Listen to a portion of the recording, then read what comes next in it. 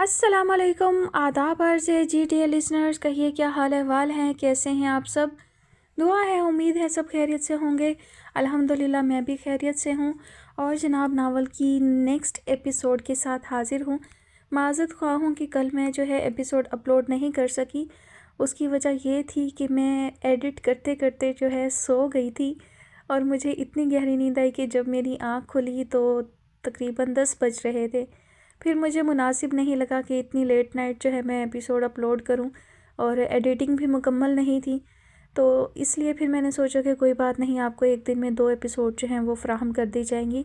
तो इंशाल्लाह अभी मैं तकरीबन रात के 2 बजे जो है रिकॉर्डिंग कर रही हूँ और आपको जो है कल एक एपिसोड मॉर्निंग में मिल जाएगी और एक जो है इवनिंग में मिल जाएगी। ये जो लास्ट एपिसोड है ये आपको शाम में मिलेगी। तो आपकी जो है वो तलाफ़ी तो हो जाएगी ना ताख़ीर की। ठीक है, एक दिन मिस हो गया है लेकिन फिर डबल एपिसोड का भी अपना ही मज़ा है। तो बढ़ते हैं एपिसोड की जानिब। तो जनाब नावल का नाम है वो अजनबी अपना सा लगे। मुसन्निफ़ा हैं हिना हसन। आखिरी किस्त। मोमिना ने वॉइस मैसेज सुना तो तेज़ी से कॉल मिलाई लेकिन नंबर बंद जा रहा था। वो दौड़ती हुई नीचे आई। मामा उमैर किधर हैं? उसने पहले उमैर को बताना ज़रूरी समझा।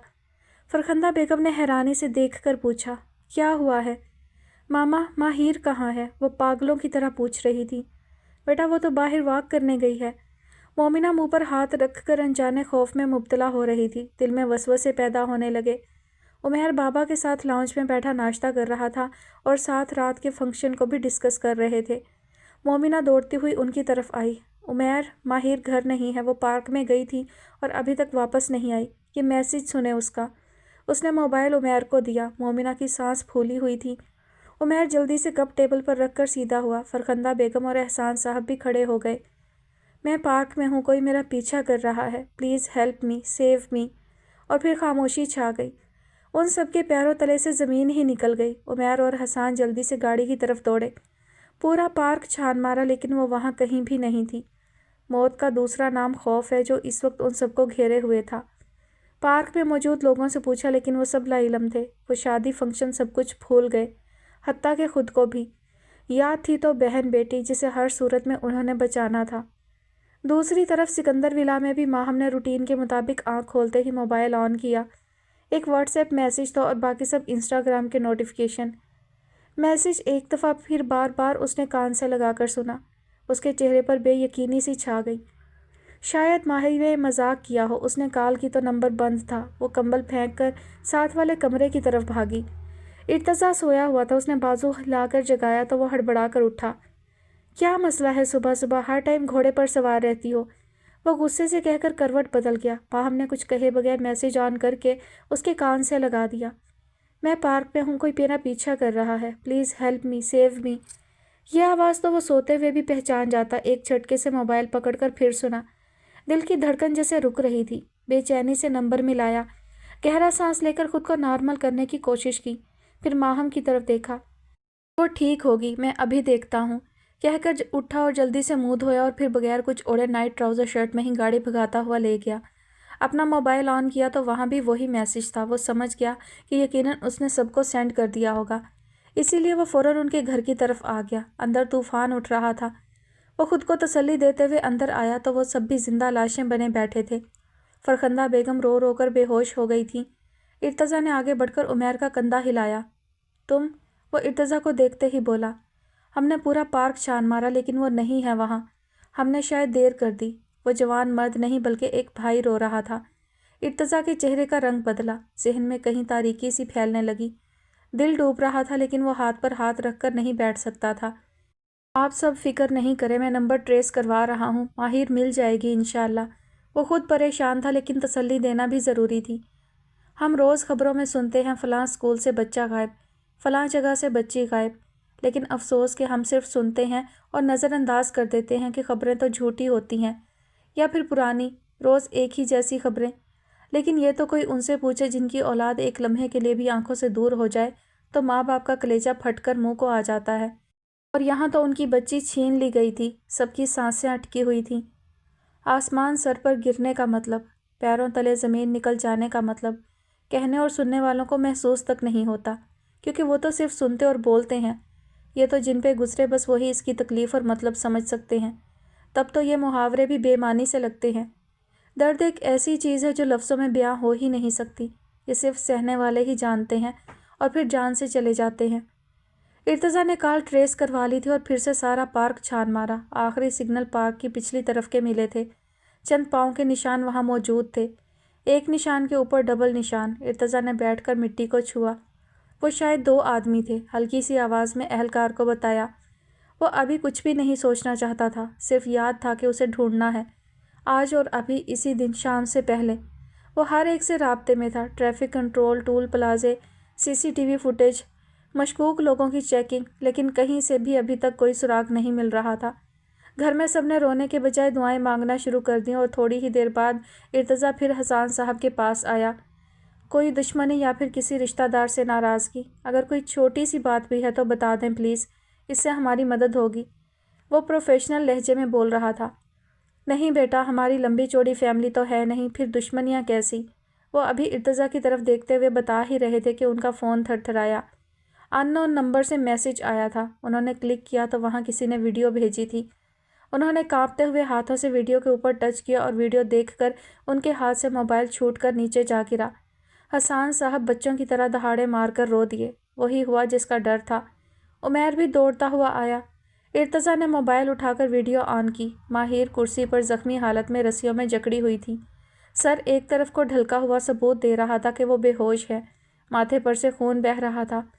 ارتضیٰ کی سانس رک گئی، کن پٹی کی رگیں ابھر آئیں۔ اس کا شدت سے دل چاہا کہ وہ بھی چلائے اور پوری بستی کو آگ لگا دے، لیکن وہ ضبط کی انتہا پر تھا۔ ایک نظر ان کی طرف دیکھ کر بولا، یہ موبائل میرے پاس رہے گا، اگر کسی کو بھی ان نون نمبر سے فون آیا تو اٹھانا نہیں، بلکہ انکل آپ ابھی اٹھیں اور میرے ساتھ تھانے چلیں۔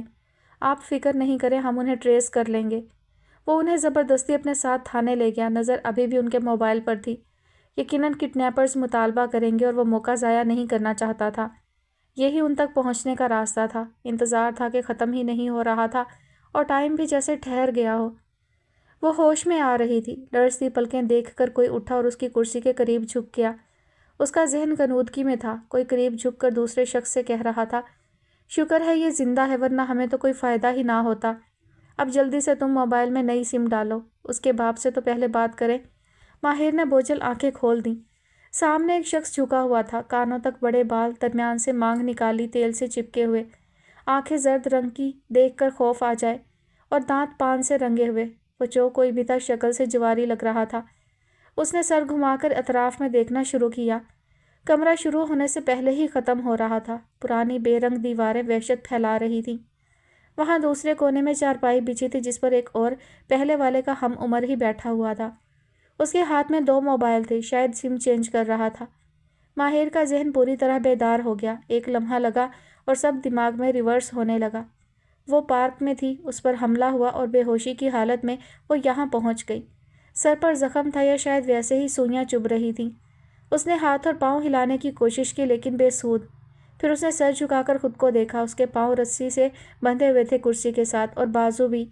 ماہر نے پوری کوشش کی خود کو آزاد کرنے کی۔ اسی کوشش میں رسی نے اس کے بازوؤں کو بھی زخمی کر دیا۔ تبھی سامنے کھڑے شخص نے بے دردی سے اس کے بالوں کو مٹھی میں دبوچ کر جھٹکا دیا تو وہ درد اور اذیت سے چیخی، کون ہو تم لوگ؟ مجھے یہاں کیوں لائے ہو؟ ولو، ذرا اسے تو دیکھ، یہ ابھی بھی نہیں سمجھی، ہم سے پوچھ رہی ہے کیوں لائے ہو۔ وہ وحشی درندوں کی طرح دوسرے لڑکے کی طرف دیکھ کر بولا تو وہ بھی اس کی بات پر ہنس دیا۔ کیا کرتا ہے تمہارا باپ؟ اس نے ماہر کے بالوں کو چھوڑ کر جھک کر پوچھا۔ ماہر نے فوراً عقل دوڑائی۔ باپ کے نام پر ذہن میں ہلچل سی مچ گئی۔ میرے بابا کچھ نہیں کرتے۔ وہ سمجھ گئی تھی وہ یقیناً انہیں بلیک میل کریں گے، لیکن وہ اپنے بابا کا پتہ نہیں چلنے دے گی۔ جھوٹ نہ بولو، کپڑوں سے غریب تو نہیں لگتی، اور موبائل تو دیکھو، 1 لاکھ کا تو ہوگا، اور یہ چین۔ اس نے ہاتھ بڑھا کر اس کے گلے سے چین کھینچی۔ چلو 2 لاکھ تو یہاں سے ہی مل گئے۔ اب جلدی بتاؤ باپ کیا کرتا ہے تاکہ ہم اس حساب سے رقم مانگے۔ وہ چین کو ٹٹولتے ہوئے دیکھ رہا تھا کہ اصلی بھی ہے یا نکلی۔ میرے بابا ریڑھی لگاتے ہیں۔ اس کے منہ سے برجستہ پھسلا تھا۔ 2 لوگوں کی وحشی کہے سے وہ چھوٹا سا کمرہ گونج اٹھا۔ تم بڑی مزاحیہ ہو۔ باپ ریڑھی لگاتا ہے اور بیٹی آئی فون اور سونے کی چین پہن کر پھرتی ہے۔ واہ واہ۔ وہ پاگلوں کی طرح ہنس رہا تھا، جیسے اس نے کوئی جوک سنایا ہو۔ ہمیں بھی یہ کام بتاؤ، ہم بھی ایسی ریڑھی لگائیں اور لاکھوں کمائیں۔ وہ بت بنی انہیں دیکھتی ہی رہ گئی، پھر سنبھل کر بولی، حلال کماؤ گے تو 1000 بھی لاکھ کے برابر ہوگا، لیکن تم لوگ کیا جانو محنت اور حلال کیا ہے۔ وہ ابھی بول ہی رہی تھی کہ اس نے سناٹے دار تھپڑ سے اس کے نرم گلابی رخسار کو لال کر دیا۔ ماہر کو کتنی ہی دیر اپنا گھومتا ہوا سر محسوس ہوا، ایسا لگ رہا تھا جیسے جبڑا ٹوٹ گیا ہو۔ وہ ہاتھ لگا کر محسوس بھی نہیں کر سکتی تھی۔ اتنی شدید تکلیف تو زندگی میں اسے پہلے کبھی نہیں ہوئی تھی۔ لہو ٹپک رہا تھا اور دل اور دماغ تکلیف کی شدت سے تڑپ اٹھے تھے۔ زبان چلاتی ہے، اب اگر تو بولی تو زبان کاٹ کے ہاتھ میں پکڑا دوں گا۔ وہ دہاڑ رہا تھا اور وہ سہم سی گئی۔ استاد، پہلے والا نمبر سم کے ساتھ ہی غائب ہو گیا ہے اور اس لڑکی کا موبائل بھی بند ہو گیا، وہ ڈرتے ہوئے بول رہا تھا۔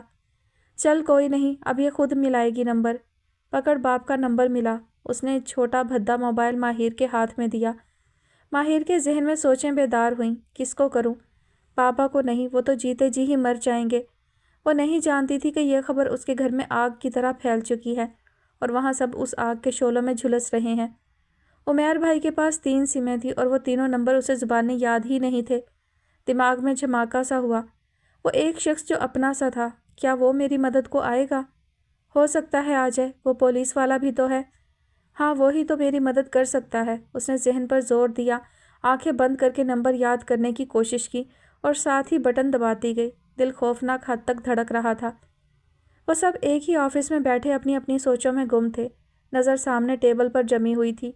ارتضیٰ یوں ہی بیٹھا ماتھے پر 3 انگلیوں کو مسلسل پھیرتے ہوئے سگریٹ پر سگریٹ سلگا رہا تھا۔ خالی پیٹ وہ کتنے ہی سگریٹ پی چکا تھا۔ سامنے بیٹھے 3 نوجوان اہلکار بھی اسکرین پر نظریں جمائے بیٹھے تھے، کسی وقت بھی کال آ سکتی تھی اور وہ ٹریس کرنے کو تیار تھے۔ سب کی توقع کے برعکس ارتضیٰ کا موبائل بجا۔ اس نے ٹراؤزر کی جیب سے نکال کر بغیر دیکھے کان سے لگا لیا اور اگلے ہی پل اچھل کر موبائل کی اسکرین کو دیکھا اور پھر فون سپیکر پر ڈال دیا۔ وہ سب بھی سمجھ گئے تھے، فوراً الرٹ ہو گئے۔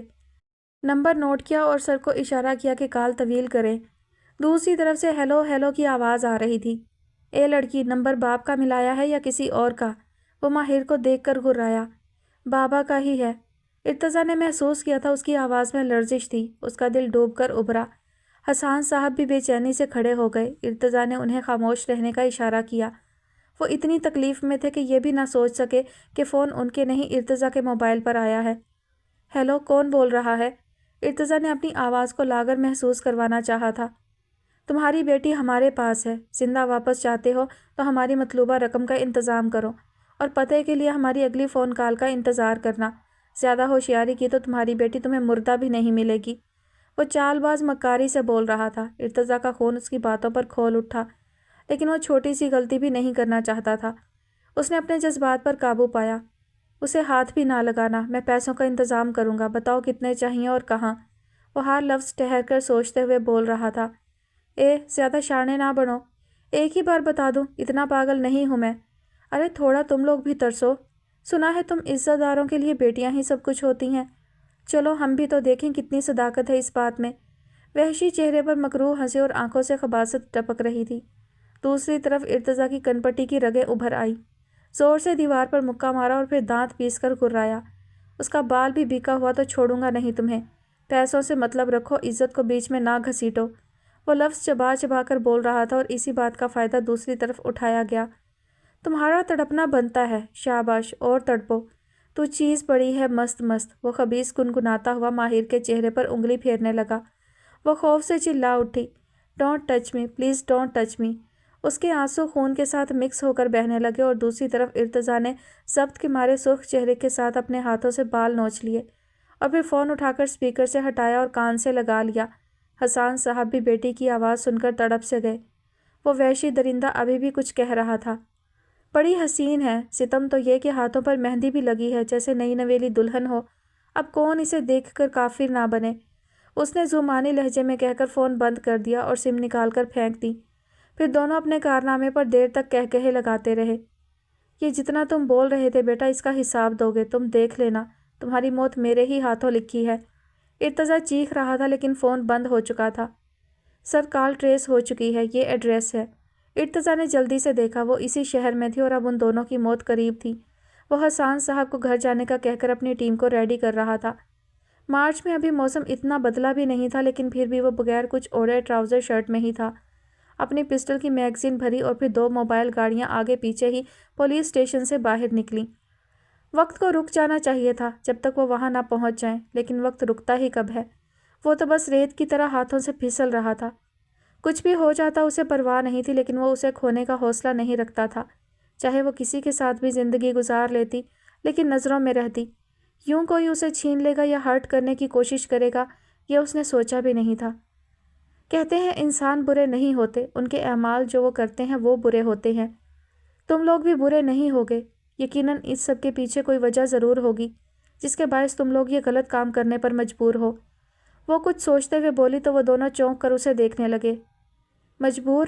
لڑکی جب اس پیٹ میں 2 دن کچھ نہ ڈالیں تو یہ خود ہی سب کچھ کرنے پر مجبور کر دیتا ہے۔ تم حلال بھی تو کما سکتے ہو۔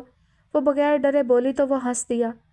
جس کام میں محنت ہو وہی حلال ہوتا ہے۔ ہم بھی تمہیں بڑی محنت سے اٹھا کر یہاں لائے ہیں اور اب تمہارے باپ سے محنت کی کمائی وصول کریں گے۔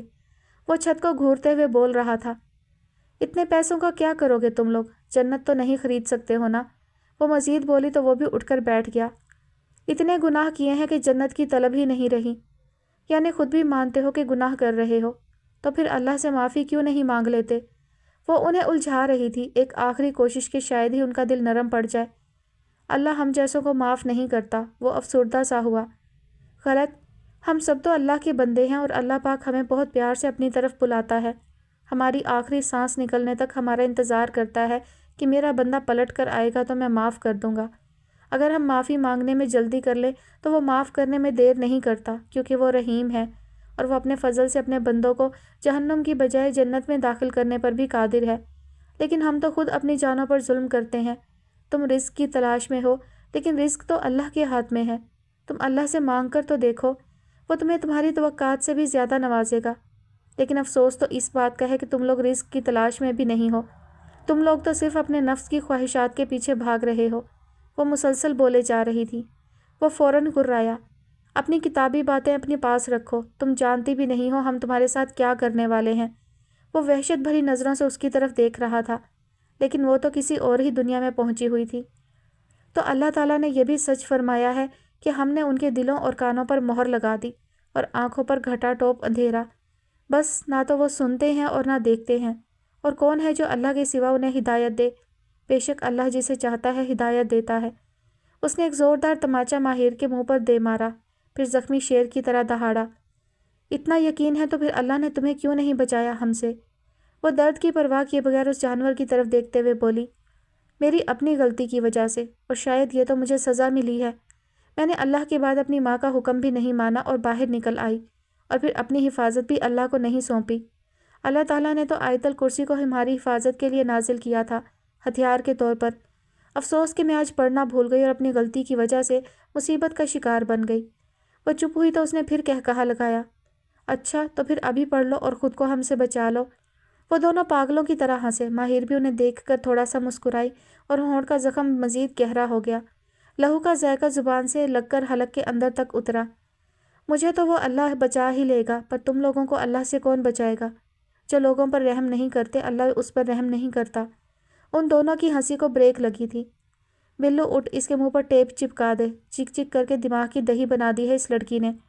بلو نے فوراً حکم کی تعمیل کی تو وہ وہیں بیٹھا ہوا پھر بولا، ہم اس کے باپ سے پیسے لے کر اسے مار دیں گے اور پھر لڑکی کے جسم کا ہر قیمتی عضو بیچ دیں گے۔ یہ لڑکی اور بھی بہت سے کام آ سکتی ہے ہمارے۔ 1 ماہ تو آرام سے گزر ہی جائے گا، مزے۔ حساب کتاب کرتا ہوا وہ واپس لیٹ گیا۔ ماہر نے شدت سے دعا مانگی تھی کہ بابا یہاں کبھی نہ آئیں۔ اس نے اپنے دل میں جھانکا، وہاں اللہ کی مدد کے سوا کسی کی طلب نہیں تھی۔ یہ وہ وقت تھا جب ماں باپ بھائی ماہم ارتضا کوئی یاد نہیں آ رہا تھا، بس یاد تھا تو گناہوں کی معافی مانگنا، صرف اور صرف اللہ کی یاد دل کو سکون دے رہی تھی۔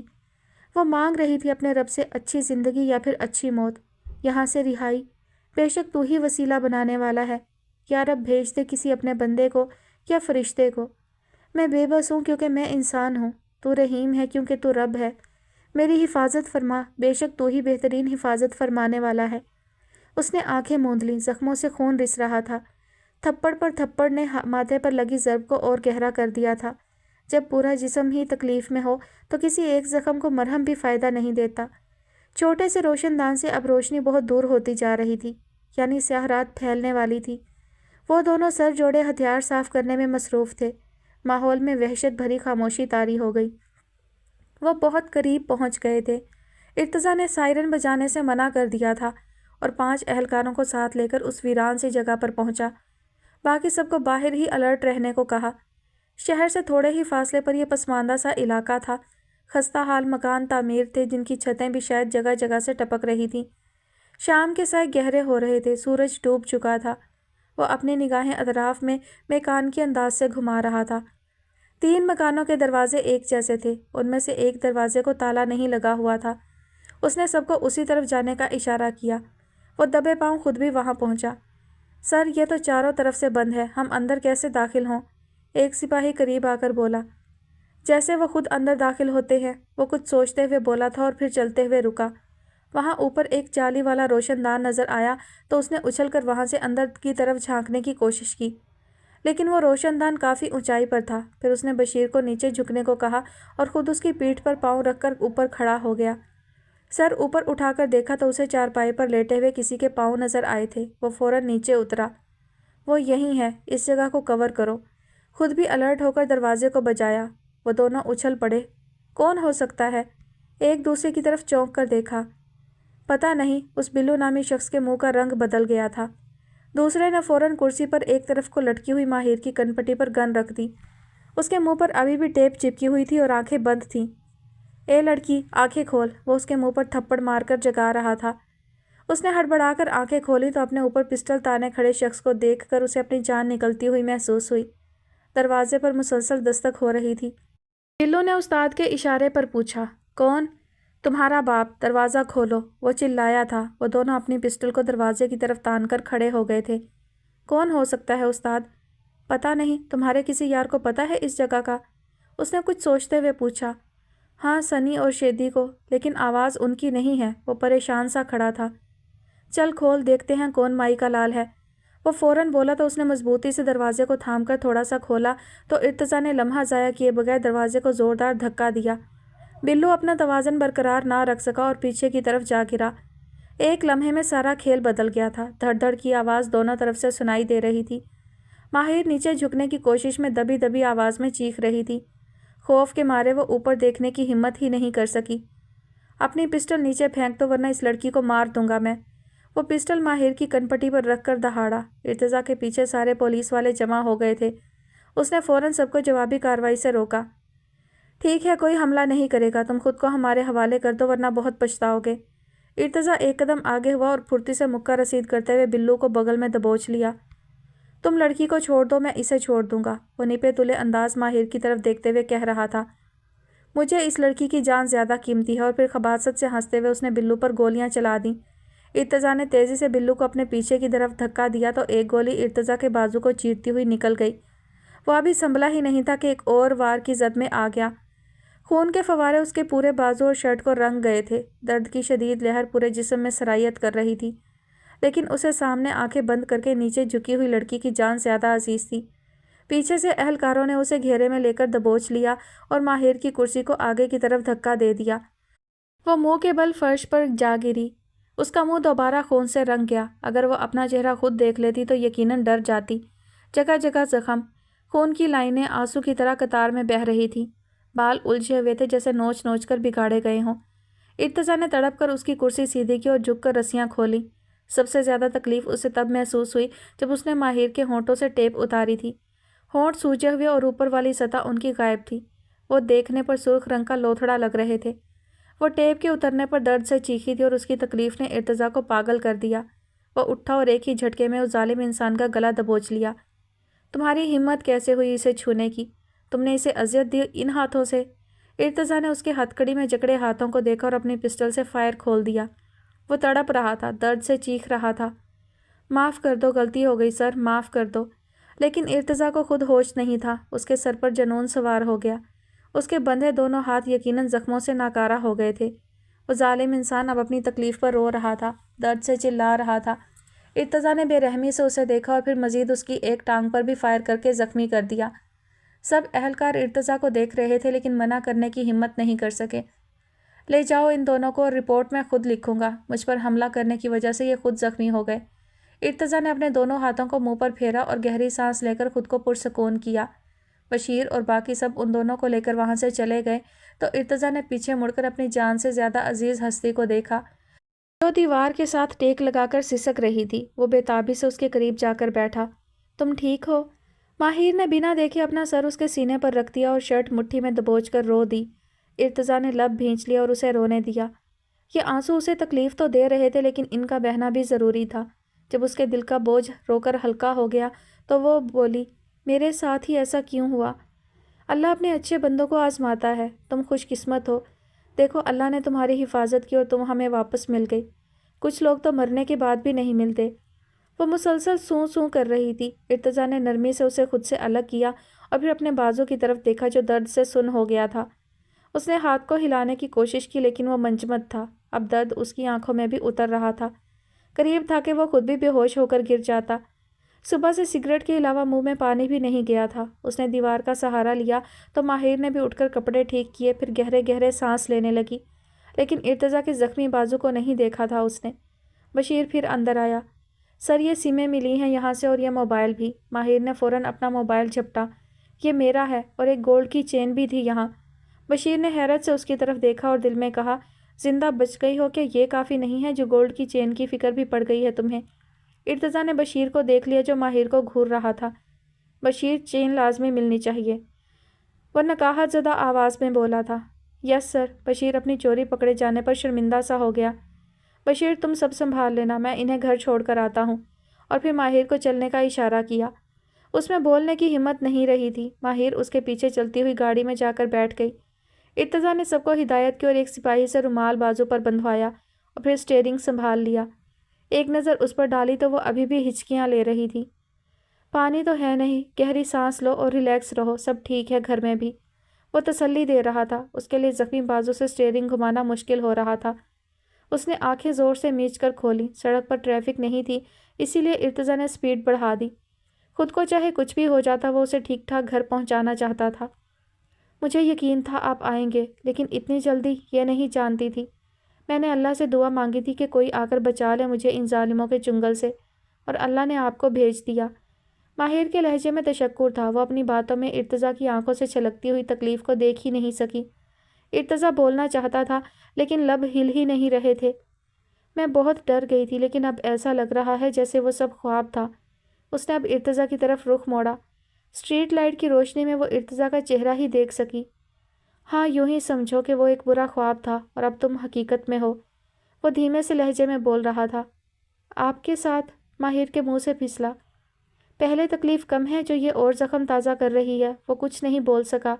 کچھ دیر خاموشی چھائی رہی اور پھر وہ پہنچ گئے تھے حسان ولا۔ وہ گھر جہاں کل تک شادیانے بجائے جا رہے تھے وہ آج سوگ میں ڈوبا ہوا لگ رہا تھا۔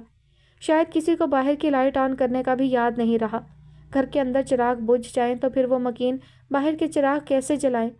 ارتضیٰ نے گاڑی روک دی اور ایک نظر اسے دیکھ کر بولا، جاؤ اور پلیز اپنا خیال رکھنا۔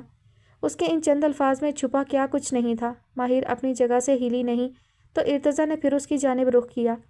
پلیز جاؤ، سب تمہارا انتظار کر رہے ہوں گے۔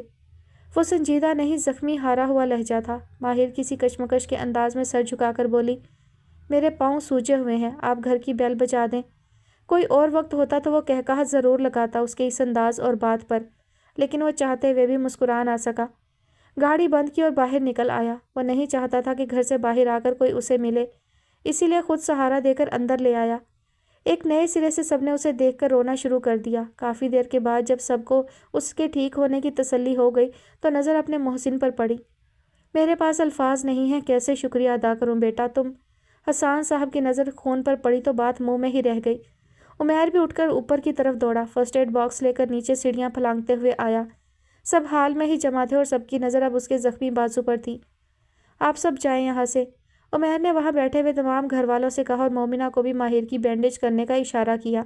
سب اندر کمروں میں گھس گئے لیکن نظر کھڑکی سے باہر حال پر ہی جمی تھی۔ ارتضیٰ نہ چاہتے ہوئے بھی صوفے پر بیٹھ گیا۔ او ہو، گولی تو اندر ہی ہے اور دوسرا زخم بھی بہت گہرا ہے۔ کہ یہاں پہلے بھی کوئی زخم تھا؟ عمیر پروفیشنل لہجے میں تشویش سے پوچھ رہا تھا۔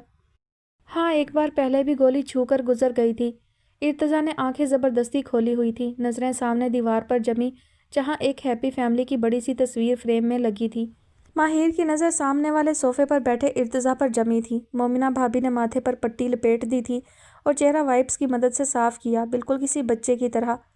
वो ज़ख्मी था और मुझे पता भी नहीं चला। उसे अपना दर्द भूल गया था। नज़रें अभी भी उस पर जमी थीं जो सामने देख रहा था। उमैर ने मोमिना से भी हेल्प ली और गोली निकाल कर सामने टेबल पर रख दी। माहिर वो देखते ही चीखें मार कर रो दी। इर्तज़ा ने आंखें बंद कर ली थी, काश के कान भी बंद हो सकते। हसान साहब बेटी को तड़पता देखकर बाहर दौड़ते हुए आए। क्या हुआ मेरी बच्ची, मेरी जान, तुम ठीक हो? वो सीने से लगाकर उसे वहाँ से उठाने की कोशिश कर रहे थे। इर्तज़ा पर नज़र डालने की उनमें भी हिम्मत नहीं थी। बाबा माही को अंदर ले जाएं। उमैर ने इर्तज़ा के बाजू पर पट्टी लपेटते हुए हसान साहब को देखकर कहा तो वो फ़ौरन बोली, नहीं, मैं यहाँ से नहीं जाऊँगी। वो तकलीफ़ से पागल हो रही थी। अपनी तकलीफ़ तो इंसान सह सकता है, पर अपनों की तकलीफ़ देखकर नहीं सही जाती। वो रो रही थी। इर्तज़ा जानता था कि वो उसे देखकर क्यों रोई है। दिल से दिल का राब्ता था। एक ज़ख्मी था तो दूसरा भी ज़ख्मी था। माहिर ने मुंह पर हाथ रखकर आवाज़ रोकी। मरहम पट्टी हो गई थी। घर में रोशनी दोबारा फैलने लगी। लम्हे बदलते हुए देर नहीं लगती। सबके चेहरों पर सुकून छा गया था।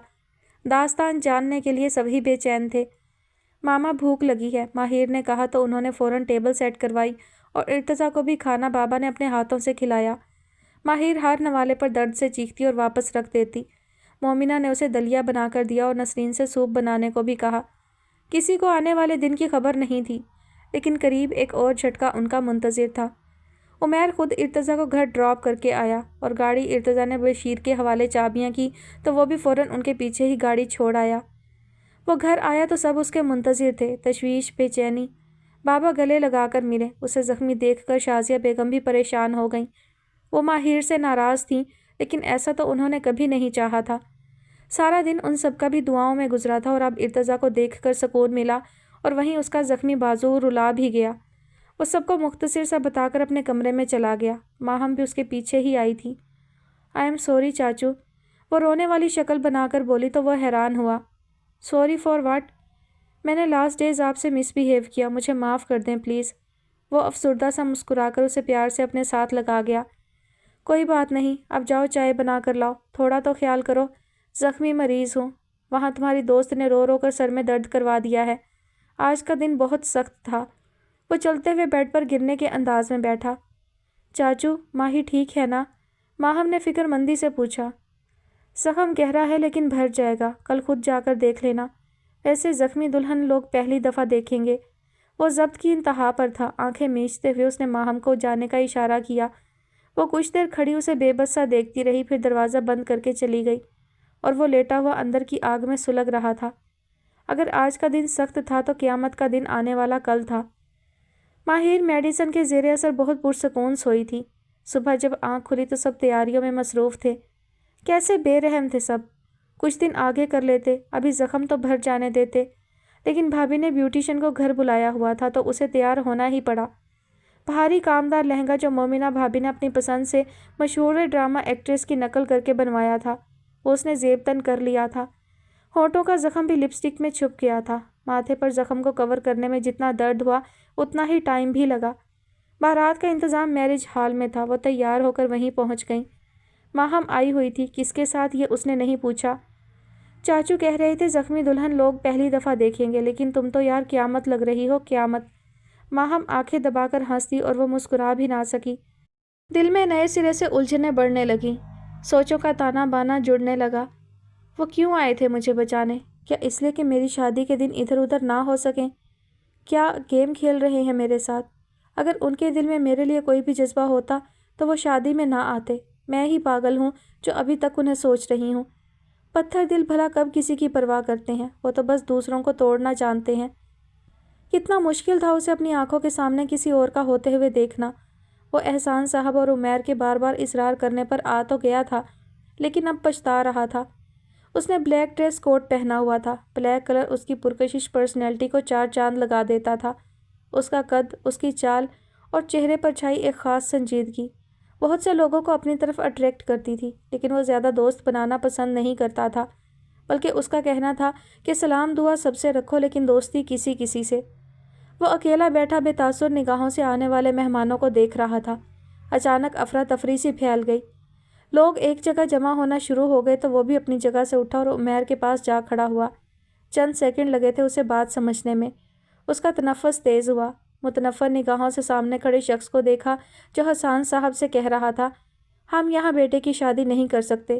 اغوا کاروں نے آپ کی بیٹی کو دیکھ لیا ہے، کیا پتہ کل پھر کوئی اغوا کر لے اور ہم ہاتھ ملتے رہ جائیں۔ بھئی ہماری طرف سے انکار ہے۔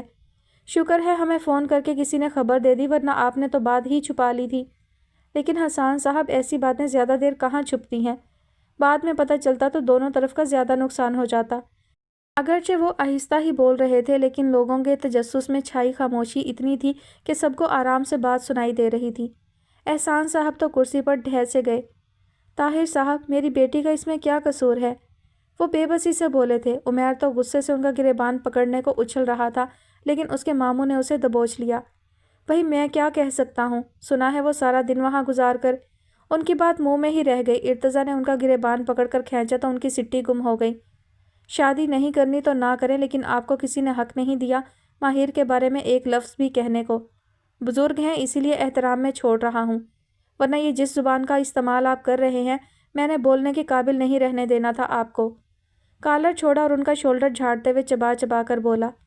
وہ ایک لمحے میں وہاں سے غائب ہو گئے۔ لوگوں کی چیم گوئیاں شروع ہو گئیں۔ بارات تو آئی نہیں، پھر ہم یہاں رک کر کیا کریں؟ بیچاری لڑکی۔ نہیں، بیچارے تو یہ ماں باپ ہیں۔ حسان صاحب ہمت ہار رہے تھے۔ عمیر الگ بے بسی کی مورت بنا کھڑا تھا۔ مولوی صاحب کو الگ عصر کی نماز کی جلدی تھی۔ ارتضیٰ حسان صاحب کے قریب جا کر بیٹھا۔ میں شادی کروں گا آپ کی بیٹی سے، اس نے بہت سوچ سمجھ کر بڑے مستحکم لہجے میں کہا تھا۔ حسان، عمیر سب بولنا ہی بھول گئے۔ یہ کیا کہہ رہے ہو بیٹا؟ ترس کھا رہے ہو ہم پر؟ وہ لاچارگی سے بولے۔ استغفر اللہ انکل، میں پورے ہوش و حواس میں کہہ رہا ہوں۔ اگر آپ کو کوئی اعتراض ہے تو بتائیں، اگر میرے بارے میں کوئی پوچھ گچھ کرنا چاہتے ہیں تو بھی کر لیں، لیکن میں آپ کے ساتھ ہر قدم پر کھڑا ہوں۔ وہ الفاظ کا چناؤ بہت سوچ سمجھ کر رہا تھا۔ لوگوں کو بھی تجسس وہاں سے جانے ہی نہیں دے رہا تھا۔ خبر عورتوں کی طرف بھی پہنچ چکی تھی اور سب کا ایک جیسا ہی حال تھا۔ وہ کچھ سوچتے ہوئے بولے، اور تمہارے گھر والے؟ آپ ان کی فکر نہیں کریں، بابا کو میں ابھی بلا لیتا ہوں اگر آپ کی اجازت ہو تو۔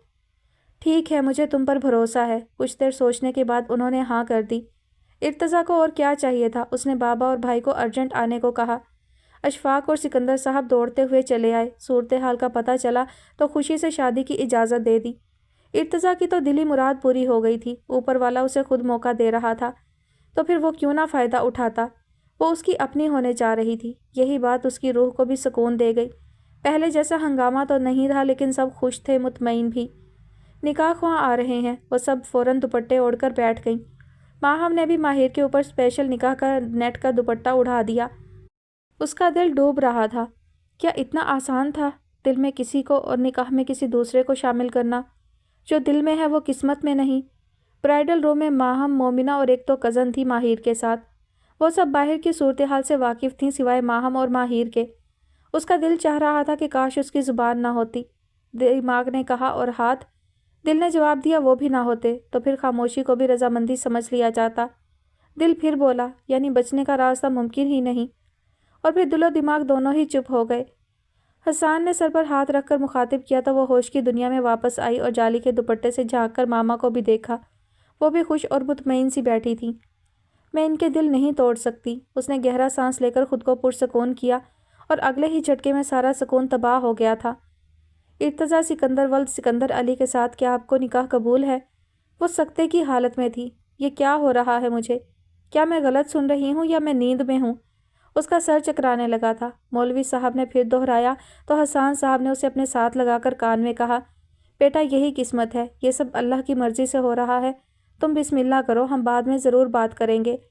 اس نے تحیر و استجاب میں گھری ہوئی سوچوں کے ساتھ سائن کر دیے۔ ماہم تو خوشی سے اچھل پڑی۔ ہر مومنٹ پر تصاویر کھینچی، نکاح کی ویڈیو موبائل میں بنائی۔ نکاح ہو چکا تھا، سب نے ڈھیر ساری دعائیں دیں۔ بہت سے لوگوں نے پہلی بارات کے نہ آنے پر افسوس بھی کیا، لیکن وہ ان سب باتوں سے الگ ہی سوچ رہی تھی۔ ترس کھا کر کیا جانے والا نکاح بھی کیا نکاح ہوتا ہے؟ انا انگڑائی لے رہی تھی۔ ایک طرف سے مومنہ اور دوسری طرف سے ماہم اسے پکڑ کر حال میں لائی تھیں۔ وہ پھولوں کے اوپر سہج سہج چلتی ہوئی اسٹیج کے قریب پہنچی تو ان دونوں نے اس کا ہاتھ چھوڑ دیا۔ چاچو، اب آپ خود میری فرینڈ پلس چچی کو اوپر ریسیو کریں، ماہم نے شوق انداز میں کہا تو سب کے کہکہوں سے حال گونج اٹھا۔ ارتضا اس کی بات کو انجوائے کرتا ہوا اٹھا اور اپنا ہاتھ اس کی طرف بڑھا دیا۔ وہ اندر ہی اندر آگ میں جھلستی جا رہی تھی۔ وہ 3 مردوں کے ہاتھوں تماشا بن گئی تھی اور وہ سب اس کے اپنے ہی اس کی پرواہ کیے بغیر تماشائیوں کی طرح ہنس رہے تھے۔ آگ لگا دوں گی میں تم سب کی اس ہنسی کو، یاد رکھنا۔ ہاتھ پکڑنا تو دور کی بات ہے، میں اس شخص کی طرف دیکھنا بھی نہیں چاہتی تھی۔ وہ خود سیڑھیاں چڑھنے لگی تو سب نے فوراً شور مچا دیا۔ یہ تو غلط بات ماہر، تم ہمارے سامنے ہی دلہا بھائی کا ہاتھ جھٹک رہی ہو، ہم تمہیں ایسے نہیں اوپر چڑھنے دیں گے۔ وہ سبھی اسٹیج پر چڑھ کر کھڑی ہو گئیں۔ ارتضا اس کے یوں اگنور کرنے کی وجہ کو سمجھ گیا تھا، لیکن پھر بھی اس نے ہاتھ آگے کیا تھا اور نہ چاہتے ہوئے بھی اس نے ہاتھ تھام لیا۔ کپل شوٹ، فیملی شوٹ، پتہ نہیں ماہم کیا کیا کروا رہی تھی۔ آخر رخصتی کا وقت بھی آ ہی گیا۔ ارتضا اپنے پاس کھڑے مردوں کو کچھ کہہ رہا تھا۔ ہم ہوٹل میں رہیں گے، میرے دوست نے بکنگ کروا دی ہے۔ گھر میں اچھا ویلکم کرنے کے لیے بھابھی راضی ہوں گی تو گھر لے کر جاؤں گا اسے، ورنہ ہم اس بارے میں بعد میں بات کریں گے۔ اشفاق صاحب اور عمیر، سکندر اور حسان صاحب اس کی بات سمجھ گئے تھے۔ سب سے ملنے کے بعد وہ ہوٹل میں آ گئے۔ ہوٹل میں ارتضا کا والہانہ استقبال کیا گیا۔ شاید اس کے دوست کا ہوٹل تھا، اسی لیے اسپیشل پروٹوکول دیا جا رہا تھا۔ خوبصورت پھولوں سے سجا ہوا کمرہ اس کے اندر لگی ہوئی آگ کو بھڑکانے کے لیے کافی تھا۔ بھابھی، عمیر، ماہم اور اشفاق سبھی ہوٹل تک آئے تھے۔ مومنہ نے ایک ہینڈ کیری دیا۔ ماہی، اس کے اندر ساری ضرورت کی چیزیں ہیں، cleansing, face wash, makeup remover. وہ سب کچھ کھول کے اب چیک کرتے ہوئے بتا رہی تھی۔ میک اپ اچھے سے ریموو کرنا ورنہ سکن خراب ہو جائے گی۔ ارتضا اندر آیا تو وہ اٹھ گئی۔ اب میں چلتی ہوں، صبح جلدی آ جاؤں گی۔ ماہم بھی گلے مل کر اٹھ گئی، پھر دروازے کے قریب جا کر واپس مڑی۔ چاچو، آپ کو آپ کی منزل مبارک ہو۔ You are my real hero. اس نے مسکرا کر ماہم کو دیکھا اور ساتھ ہی دروازہ بند کر کے انہیں نیچے تک چھوڑنے چلا گیا۔ ماہر بیڈ سے اٹھی اور بے دردی سے بیڈ پر دل کی شیپ میں پھولوں کو ہاتھ پھیلا کر نیچے پھینک دیا، جو دروازے کا ناپ پکڑ کے اندر آتے ارتضا کے پاؤں میں جا گرے۔ وہ مسکراتا ہوا دروازہ بند کر کے اس کے سامنے آ کھڑا ہوا۔ یہ پھول محبت سے نچھاور کیے گئے ہیں یا نفرت سے؟ اس نے ہاتھ بڑھا کر ماہر کے کرل بالوں کی لٹ کو پیچھے کرنا چاہا تو وہ زخمی شیرنی کی طرح گررائی۔ ڈونٹ ٹچ می۔ آپ سب نے مل کر یہ جو میرے ساتھ کھیل کھیلا ہے نا، اس کا خمیازہ آپ سب کو بھگتنا پڑے گا۔ کیسا کھیل؟ یہ تو حقیقت ہے ماہی، وہ نرمی سے بولا۔ کسی کی مجبوری کا فائدہ اٹھانا تو کوئی آپ سے سیکھے، وہ حقارت سے چلائی اور پنوں میں جکڑے جہاز نما دوپٹے کو بے دردی سے نوچ کر پھینکا۔ میں نے تو وہی کیا جو صحیح تھا، تم بھی تو یہی چاہتی تھی۔ وہ اس کے خوبصورت سراپے میں الجھ سا گیا۔ ماہر اس کے پاس سے گزر کر شیشے کے سامنے جھکی جیولری اتار رہی تھی۔ اس کی بات سن کر لمحہ بھر کے لیے اس کے ہاتھ لرزے تھے۔ ٹھیک کہا ہے آپ نے، میں چاہتی تھی، ہوں نہیں۔ اور آپ کو کیا ہوا؟ ٹائم پاس کے لیے کوئی اور نہیں ملی تو آپ نے سوچا ہوگا کہ اس بے وقوف کو ہی جھانسے میں ڈال لوں۔ ماہی، بھول جاؤ پرانی باتوں کو، یہ ہماری نئی زندگی کی شروعات ہے۔ وہ اسے نظروں کے حصار میں لیے صوفے پر بیٹھ گیا۔ کیسی نئی زندگی؟ ماہر کے دماغ میں ایک جھماکا سا ہوا۔ ایک منٹ۔ وہ چلتی ہوئی صوفے کے قریب آ کھڑی ہوئی۔ کہیں یہ سب آپ کا پلان تو نہیں تھا؟ ذہن میں کڑیاں جڑنے لگیں۔ ایسا پلان؟ ارتضا چونکتے ہوئے اس کے روبرو کھڑا ہوا۔ آپ نے مجھے کڈنیپ کروایا ہو اور پھر بچانے بھی خود پہنچ گئے، اوپر سے گولیاں بھی کھائیں اور پھر بارات نہ آنے پر خود کو پیش کر دیا۔ واہ بھائی، آپ تو بڑے ماسٹر مائنڈ نکلے۔ وہ دونوں ہاتھ کمر پر جمائے بولی تو اس کی بات ارتضا کے سر پر لگی۔ وہ فوراً سنجیدہ ہوا۔ وہ تو سوچ بھی نہیں سکتا تھا کہ ماہر اس کے بارے میں ایسا بھی سوچ سکتی ہے۔ ماہی، سوچ سمجھ کر بات کرو تو بہتر ہے۔ وہ دانت پیس کر دبی آواز میں گرایا۔ دیکھا، غصہ آ رہا ہے آپ کو، یعنی میں صحیح کہہ رہی ہوں۔ وہ تیکھی مسکراہٹ سے اسے دیکھ رہی تھی۔ ارتضا نے اسے بازو سے پکڑ کر اپنی طرف کھینچا تو وہ ڈولتی ہوئی اس کے سینے سے آ لگی۔ تمہیں پانے کے لیے مجھے یہ حربے کرنے کی ضرورت نہیں تھی، اور غصہ تو تم کر رہی ہو، وہ بھی بلا وجہ۔ بلا وجہ؟ مسٹر ارتضا سکندر، شاید آپ بھول رہے ہیں، میں وہی ہوں جسے آپ نے ٹائم پاس کہہ کر دھتکارا تھا۔ وہ اس کی شرٹ پکڑ کر چلائی تھی۔ ماہی، میں اپنے کہے ہر لفظ پر شرمندہ ہوں۔ سیاہ آنکھیں براؤن آنکھوں میں جم سی گئیں۔ شرمندہ تو بہت چھوٹا سا لفظ ہے، آپ نے میری عزت نفس کو مجروح کیا تھا۔ آپ سے اچھے تو وہ لوگ تھے جو جیسے بھی تھے منہ پر تھے۔ کاش میں وہاں سے واپس نہ آتی تو بابا بھائی اور آپ کے ہاتھوں کھلونا نہ بنتی۔ وہ بنا سوچے بولی جا رہی تھی۔ ضبط کے مارے ارتضا کا چہرہ لال ہو گیا۔ قریب تھا کہ وہ آخری بات پر اس کے منہ پر تھپڑ رسید کرتا، لیکن اس نے خود کو پرسکون کیا اور ایک جھٹکے سے ماہر کو صوفے پر پھینکا۔ تم ہوش میں نہیں ہو، اسی لیے جو منہ میں آ رہا ہے بکے جا رہی ہو۔ آج کے بعد اگر دوبارہ ہمارے درمیان یہ بات ہوئی تو میں بہت بری طرح پیش آؤں گا۔ وہ غصے سے کہہ کر واش روم میں چلا گیا۔ پیچھے وہ تحیر سی بیٹھی اپنی ہی زبان سے نکلے جملوں پر خود سے جنگ لڑتی پچھتاتی رہ گئی۔ ارتضیٰ باتھ روم سے نکلا تو وہ ابھی بھی وہیں جمی ہوئی تھی۔ وہ سیدھا بیڈ پر جا کر لیٹ تو گیا تھا لیکن ماہر کے یوں بیٹھے رہنے پر ڈسٹرب ہو رہا تھا۔ اب کیا ہوا ہے؟ وہ دل کے ہاتھوں مجبور ہو کر اٹھا اور اس کے سر پر جا کھڑا ہوا۔ ماہر نے ایک نظر ارتضیٰ کو دیکھ کر گہرا سانس لیا، پھر سیدھی ہو کر بیٹھی۔ کچھ نہیں۔ تو پھر ایسے کیوں بیٹھی ہو؟ اور کیسے بیٹھوں؟ میرے کہنے کا مطلب ہے چینج کر لو، پہلے ہی چہرے کے زخموں کو چھپا کر تکلیف میں ہو، وہ فکر مندی سے دیکھتے ہوئے کہہ رہا تھا۔ ماہر افسردگی سے ہنسی۔ اگر میں کچھ بولوں گی تو پھر آپ کہیں گے بدتمیزی کر رہی ہوں۔ اگر اچھا بولو گی تو اچھا ہی کہوں گا۔ وہ نرمی سے اس کے چمکتے چہرے کو دیکھنے لگا۔ مجھے آپ سے اچھائی کا سرٹیفکیٹ نہیں چاہیے، وہ ناک چڑھا کر بولی تھی۔ خیر سوال تو اب بھی وہی ہے، ہیوی ڈریس پہن کے سوؤ گی تو نیند نہیں آئے گی۔ میرے پاس پہننے کو اور کوئی ڈریس نہیں ہے، وہ لاپرواہی سے بول کر لہنگے کی چنٹیں ٹھیک کرنے لگی۔ ارتضیٰ کا اس کے سراپے سے نظریں ہٹانا مشکل ہو گیا، پھر بھی وہ بمشکل نگاہوں کا زاویہ بدل کر بولا، تو پھر اس بیگ میں کیا ہے؟ دیوار کے ساتھ چھوٹے سائز کا ہینڈ کیری رکھا تھا۔ کاسمیٹک، وہ منہ بگاڑ کر بولی۔ اسے مومنہ پر غصہ بھی آ رہا تھا جو مزے سے کہہ کر گئی تھی اس میں سب کچھ ہے، لیکن اسے کیا پتا تھا کہ سب کچھ کا مطلب بیوٹی پروڈکٹس ہے۔ سارا؟ حیرت کے مارے ارتضیٰ کی آنکھیں پھیلی۔ چھوٹی وینٹی ہوتی تو بھی ہضم ہو جاتا۔ اللہ کی پناہ، اتنا سامان تو کسی پارلر میں نہیں ہوگا، وہ بے ساختہ کانوں کو ہاتھ لگا کر بولا۔ تو پھر ایسا کرو، آج میک اپ ہی ریموو کرو ماہر صاحبہ۔ اس کے انداز میں شرارت سی تھی اور دبے ہونٹوں سے مسکرا بھی رہا تھا۔ ماہر نے اسے بری طرح گھورا تو وہ فوراً آنکھ دبا کر بولا، مجھے ایسے نہ دیکھو، کچھ ہوتا ہے۔ اس کی آنکھوں میں محبت کے دیپ نمایاں تھے۔ بات کے آخر میں ارتضیٰ نے آنکھ دبائی تو وہ اچھل ہی پڑی۔ آپ زیادہ فری نہیں ہو، ماہر کے چبا چبا کر کہنے پر اس کی مسکراہٹ اور گہری ہوئی۔ تم ہونے دو گی تو فری ہوں گا نا، کب سے بس گھورے ہی جا رہی ہو۔ ارتضیٰ بھی اس کے ساتھ ہی صوفے پر بیٹھ گیا تو وہ تیزی سے اٹھ کر بیڈ پر چلی گئی۔ آپ وہیں صوفے پر سوئیں گے ورنہ میں اس کمرے سے باہر چلی جاؤں گی۔ وہ خطرناک حد تک سنجیدہ تھی۔ ارتضیٰ کئی لمحے اس کے لہجے اور آنکھوں کی سختی کو محسوس کرتا رہا۔ اوکے، جیسا تم چاہو، ہولے سے کہہ کر وہ صوفے پر ہی نیم دراز ہو گیا۔ حالانکہ وہ صوفہ 2 سیٹر تھا، اسی لیے وہ ٹانگیں کلوز کر کے بھی بمشکل سے ہی لیٹا تھا اور آنکھوں پر بازو بھی رکھ لیا۔ اتنے دنوں بعد سکون نصیب ہوا تھا۔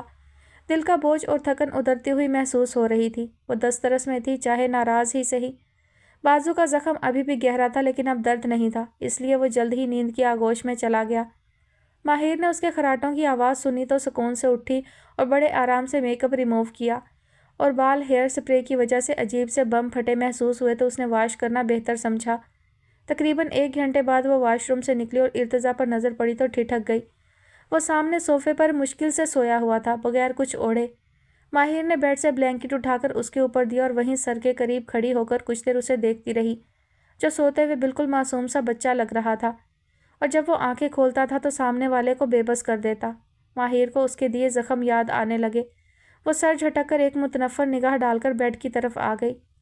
تم نے مجھے پا کر کھو دیا ہے مسٹر ارتضیٰ سکندر، اس نے دل میں سوچا تھا، اور پھر بھاری کامدار لہنگا اوپر بیڈ پر پھیلایا اور آنکھیں موند لی۔ ٹھیک کہتے ہیں، نیند تو سولی چڑھ کر بھی آ جاتی ہے۔ سکندر ہاؤس میں سب ایک ہی جگہ پر جمع ہو کر میٹنگ میں مصروف تھے۔ بہتر یہی ہے اس حقیقت کو جلد ہی تسلیم کر لو بہو، اللہ کو یہی منظور تھا۔ اس کے جذبات کھرے تھے تو اللہ نے خود اس کے لیے راہ آسان کر دی، سکندر صاحب نرمی سے سمجھا رہے تھے۔ ابا جی، تو میری ارم کا کیا ہوگا؟ ہمارا تو آپ لوگوں کے سوا اور کوئی نہیں، شازیہ بیگم نے آنسو پونچھتے ہوئے کہا۔ بیٹا، ارم کی فکر نہیں کرو، ہم اس کے لیے اچھا سا رشتہ دیکھ کر دھوم دھام سے شادی کر دیں گے۔ ارم بھی میری بیٹی ہے اور اب یہ میرا فرض ہے اس کی اچھی جگہ شادی کروانا۔ ارم وہاں نہیں تھی، اپنے کمرے میں بیٹھی آنسو بہا رہی تھی۔ آج اس نے ارتضیٰ کو مکمل طور پر کھو دیا تھا۔ جذبات کو دفن کرنا تو بنتا تھا، کاش کہ اس غم میں بھی کوئی برابر کا شریک ہوتا۔ ٹھیک ہے، جیسا آپ چاہیں، شازیہ بیگم نے سر جھکا دیا۔ اب وہ اور کر بھی کیا سکتی تھیں، تو سکندر اور اشفاق اٹھ کر چلے گئے۔ ولیمے کے لیے تیاری کرنی تھی۔ ماہم اپنی جگہ سے اٹھ کر ماما کے پاس بیٹھے اور ان کے کاندھے پر سر رکھ دیا۔ ماما، ماہر بہت اچھی ہے، آپ تو خود اسے پسند کرتی تھیں۔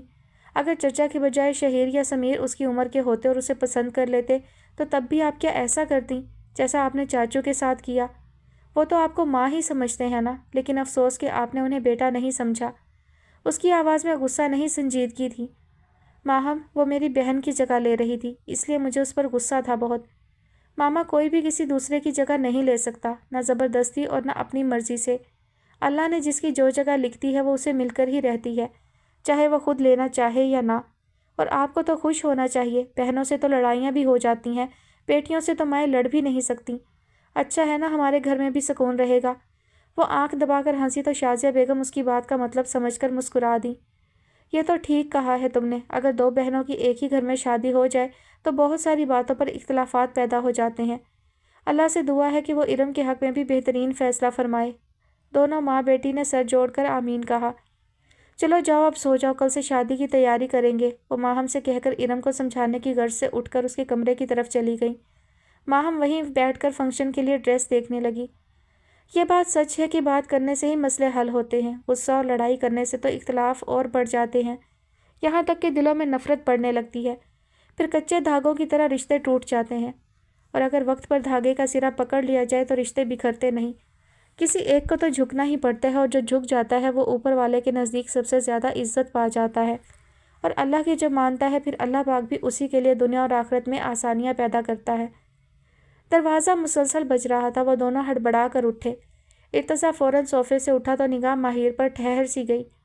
وہ آنکھیں مل رہی تھی، صاف ستھرا چہرہ زخموں کے نشان واضح کر رہا تھا، ہونٹ پر زخم گہرا تھا اسی لیے وہ تھوڑا ابھرا ہوا تھا، اس کی سادگی میں بھی بلا کا حسن تھا۔ وہ کئی لمحے اسے دیکھتا رہا جیسے کوئی خواب دیکھ رہا ہو۔ اس نے ارتضیٰ کو اپنی طرف متوجہ دیکھا تو بیڈ سے اٹھتے ہوئے بولی، بھابی ہوں گی، میں نے کپڑے لانے کو کہا تھا۔ ارتضیٰ اس کی آواز پر خواب کو حقیقت جان کر چونکا اور سر ہلا کر دروازہ کھولنے کا پوچھا۔ 1 منٹ، ابھی نہیں کھولیے گا۔ وہ تیز قدموں سے صوفے کے قریب آئی اور بلینکٹ اٹھا کر بیڈ پر پھینکا تو وہ بے ساختہ مسکرا دیا۔ دل ہی دل میں خوش ہو رہا تھا، چلو سمجھدار تو ہے، کھول دیں۔ اس کے کہنے پر ارتضیٰ نے دروازہ کھول دیا۔ مومنہ، عمیر اور ساتھ ویٹر بھی تھا۔ بھائی معاف کرنا، ہم صبح صبح آ گئے۔ عمیر نے ارتضیٰ کے بعد ماہر کو بھی گلے لگا کر پیار کیا۔ صبح کہاں عمیر، 1 ہونے والا ہے، ماہی کا ڈریس لانے کی جلدی تھی مجھے اسی لیے آ گئی۔ سوری یار، کل بھول گئی تھی میں اسے رکھنا، میں نے سوچا وہاں تمہارے کپڑے ہوں گے، لیکن شادی ہی کہیں۔ بولتے بولتے ان کی زبان کو بریک لگی۔ وہ دونوں تو نارمل انداز میں ہی کھڑے تھے، البتہ عمیر نے خطرناک گھوری سے نوازا تھا۔ ارتضیٰ منہ دھونے چلا گیا، وہ واپس آیا تو ماہر اٹھ گئی۔ آپ لوگ بیٹھے، میں چینج کر لوں۔ وہ تینوں بیٹھے کچھ دیر باتیں کرتے رہے۔ ماہر نے بھابھی کو آواز دی تو وہ اٹھ کر واش روم کی طرف چلی گئی۔ واش روم کے سامنے تھوڑی سی جگہ کو بہت خوبصورتی سے شیشے کی الماری سے کور کیا گیا تھا۔ ماہر میرون کامدار انارکلی سٹائل کی گھیرے دار پیروں کو چھوتی فراک پہن کر شیشے کے سامنے کھڑی تھی۔ مومنہ نے اس کا لہنگا سمیٹ کر فراک والے تھیلے میں ڈال دیا۔ اب کمرے میں سے کسی اور کی بھی آوازیں آ رہی تھیں۔ ماہم اور اشفاق صاحب بھی ناشتہ لے کر آئے ہوئے تھے۔ ماہم بھی وہیں اس کے پاس وارڈروب کی طرف آ گئی۔ او مائی گاڈ، ارے حسینہ اپنا نام تو بتاؤ۔ حیرت سے پھٹی پھٹی نگاہیں ماہر پر جما کر بولی تو وہ بھی ہنس دی۔ گلے مل کر دونوں کھل کر مسکرائیں۔ ماہر ارتضیٰ کو چاہیے تھا کمرے کے بجائے ہوٹل ہی بک کروا لیتا تو ہم تم دونوں کو تھوڑی دیر اکیلے رہنے کا ٹائم دے دیتے۔ وہ معنی خیز انداز میں کہہ کر ہنسی تھی تو وہ جھیپ سی گئی۔ ہلکا سا میک اپ کا ٹچ دے کر باہر آئی تو اشفاق صاحب نے اس کے سر پر ہاتھ پھیر کر چند نوٹ وار کر باہر کھڑے ویٹر کو دیے۔ ارتضیٰ ٹھٹک کر اسے دیکھ رہا تھا، اس کی تپش زدہ آنکھیں اس کے چہرے کو جھلسا رہی تھیں۔ ماہر نے گھور کر دیکھا تو اس نے نگاہ کا زاویہ بدل دیا۔ چلیں گھر چل کر بیٹھتے ہیں، یہاں تو جگہ ہی کم ہے، آ جائیں سب گھر جا کر ناشتہ کریں گے، عمیر نے خوش دلی سے کہا تو سب اٹھ گئے۔ ویٹر نے ٹرالی کی طرف اشارہ کر کے کہا، سر کیک تو کاٹ لیں۔ خوبصورت سنو ویڈنگ کیک جس کے اوپر ہیپی فرسٹ مارننگ کپل لکھا تھا۔ سب کے کہنے پر ماہر نے ارتضیٰ کا ہاتھ پکڑ کر کیک کاٹا اور ایک دوسرے کو کھلایا بھی۔ ماہر کو یہ ایک قسم کا ڈرامہ ہی لگ رہا تھا جو دوسروں کو خوش کرنے کے لیے کرنا پڑا۔ وہ سب آگے پیچھے ہی گھر پہنچے۔ عمیر نے اشفاق صاحب کو بھی زبردستی اپنے ساتھ گھسیٹ لیا۔ اب بہن دی تھی، رشتے تو نبھانے ہی تھے۔ سنا تو ہوگا چاہ کرنے سے چاہ بڑھتی ہے۔ گھر میں پہلے ہی ٹیبل سجا دی گئی تھی، اچھے سے ماحول میں ناشتہ کیا گیا اور ارتضیٰ جانے کے لیے بھی اٹھ گیا۔ مجھے 1-2 کام ہے، میں وہ کر کے گھر سے کپڑے چینج کر کے آتا ہوں، وہ ماہر کے کان میں جھک کر کہہ رہا تھا۔ اوکے، اس نے بنا دیکھے جواب دیا۔ بس اوکے، وہ افسردہ سا ہوا۔ اور کیا کہوں؟ کہو ٹھیک ہے، میں آپ کا انتظار کروں گی۔ مجھے ابھی انتظار کی بیماری لاحق نہیں ہوئی، وہ ابرو اچکا کر بولی۔ ابھی نہ صحیح پر کبھی تو ہوگی، وہ زمانی انداز میں بولا اور ہونٹوں پر مدھم مسکراہٹ پھیل گئی۔ ماہر گھبرا کر اٹھی اور وہاں سے اپنے کمرے کی طرف چلی گئی۔ ارتضیٰ گہری نظروں سے اسے جاتے ہوئے دیکھتا رہا۔ ناراض ہوگی یہ تو پتہ تھا، لیکن اتنی زیادہ؟ وہ کچھ سوچتے ہوئے وہاں سے اٹھا اور باہر نکل گیا۔ اشفاق صاحب بھی چلے گئے تھے۔ ولیمے کا فنکشن ایک دن بعد کا رکھا گیا۔ وہ اپنے کمرے میں بیٹھی غیر مرئی نکتے کو سوچ رہی تھی، جبھی عمیر اور حسان صاحب اس کے پاس آ کر بیٹھ گئے۔ ماہر بھی سیدھی ہو کر بیٹھی۔ میری بیٹی ناراض ہے مجھ سے، انہوں نے پیار سے دیکھتے کہا۔ بابا جو کچھ بھی میرے ساتھ ہوا اس میں میری کیا غلطی تھی؟ وہ نہ چاہتے ہوئے بھی رو دی۔ بیٹا تمہاری غلطی نہیں تھی، بلکہ اللہ نے تو ہمیں غلط فیصلہ کرنے سے بچا لیا۔ میں تو جتنا اس ذات کا شکر ادا کروں اتنا ہی کم ہے۔ وہ اسے اپنے ساتھ لگا کر بولے، ماہی ارتضیٰ بہت اچھا انسان ہے۔ جب تم نہیں مل رہی تھی تو ہمارے ساتھ کھڑا رہا، اور وہ خود زخمی ہو کر بھی تمہیں بچا کر لایا ہے۔ حالانکہ ہم تو اسے جانتے بھی نہیں تھے، صرف سلام دعا تھی، لیکن اس نے اپنا فرض سمجھ کر ہماری عزت کی رکھوالی کی، اور پھر اس نے سب کے سامنے تمہیں اپنایا ہے، عزت و وقار کے ساتھ۔ بہت کم ہوتے ہیں ایسے مرد جو بھرے مجمع میں عورت کے کردار کی گواہی دیں اور سینہ چوڑا کر کے اپنا لیں۔ اگر ہم خود ڈھونڈتے تو بھی ایسا انسان نہ ملتا۔ یہ تو اللہ نے کرم کیا ہے ہم پر، اور اسے وہاں ہماری مدد کے لیے بھیج دیا۔ عمیر نے اس کا ہاتھ تھاما تو وہ بھی بہتی آنکھوں سے اسے دیکھنے لگ گئی۔ اللہ ہمارے گمان کے ساتھ ہے، جیسا ہم گمان کرتے ہیں ہمارے ساتھ ویسا ہی ہوتا ہے۔ اچھا گمان کرو گی تو اچھا ہی ہوگا۔ اگر ارتضیٰ میں کوئی برائی بھی ہے تو اللہ تمہارے اچھے گمان اور دعا کے ساتھ اسے بدل دے گا، اور بے شک وہی ہمارے حق میں بہترین فیصلہ کرتا ہے۔ وہ اس کے ہاتھ کو ہولے ہولے تھپک رہا تھا۔ میرے خیال میں آج کے لیے اتنی ہی ڈوز کافی ہے۔ وہ ہنسا تو ماہر بھی مسکرا دی۔ بابا کبھی آپ مجھے بھی گلے لگا لیا کریں، مجھے تو بچپن سے آج تک حسرت ہی رہی ہے کہ آپ ماہی کی طرح کبھی مجھے بھی پیار کریں۔ وہ روٹھے ہوئے انداز میں بولا تو حسان صاحب نے بازو پھیلا کر اسے بھی حصار میں لے لیا اور دونوں کے سر پر باری باری پیار کیا۔ میرے بچوں تم دونوں ہی تو میری زندگی کا حاصل ہو۔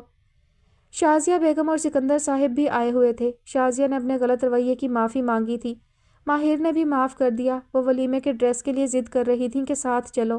ماہم بھی یہی کہہ رہی تھی، اپنی مرضی کا لو، ایک ہی تو فنکشن ہے۔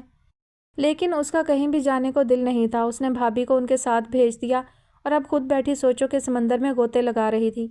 ذہن سے ریسٹورانٹ والی باتیں نکل ہی نہیں رہی تھیں۔